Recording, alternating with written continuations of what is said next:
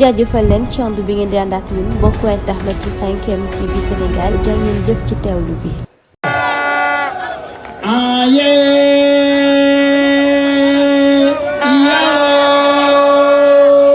Diomaye mooy Sonko, Diomaye mooy Sonko, Diomaye mooy Sonko. Wala ko ci kaw.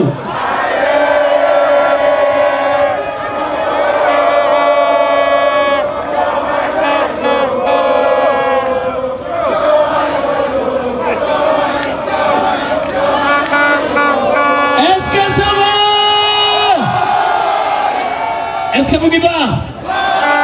Est-ce que vous êtes pour voter le 24, Inch'Allah, le 25 anniversaire du président de la République du Sénégal, Diomaye Faye? Ah, content naa si yéen. Yàlla na Yàlla fay heure bu ñu bougé gis gars yi taxaw. Vraiment détermination bi ngeen am, machallah. Tàccu leen seen bopp bu baax a baax a baax.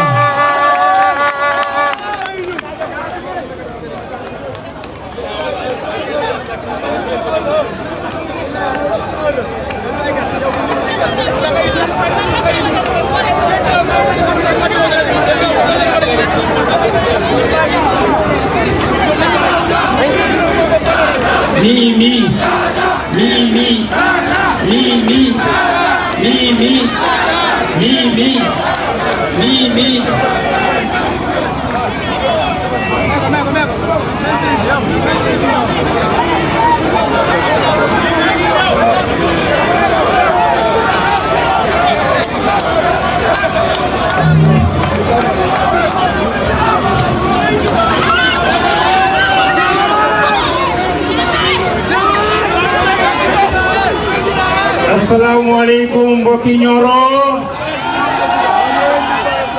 Assalamualaikum mbokki coalition Diomaye président. Ana ñu waxoon ne du am. Ana ñu noon du fi am.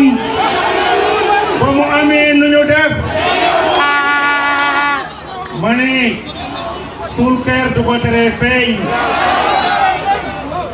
Diomaye mooy Sonko. Nioro mooy Diomaye. Vive la victoire. Population bu Nioro ñu ngi leen di jaajëfal 17h ba léegi yéen a ngi toog kenn dawul te kenn fayut leen waa boor bee léegi lañ fi bàyyeekoo joxe ay xuri fay ñaari junne te mbooloo mi dégluwuñ leen. Le Sénégal a besoin du changement et nous espérons avoir ce changement à travers la coalition Diomaye président.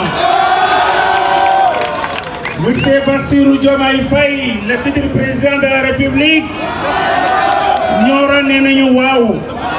Nous allons renverser le pouvoir de Dji Mamadou Ba et de Moustapha Ba ici le 24.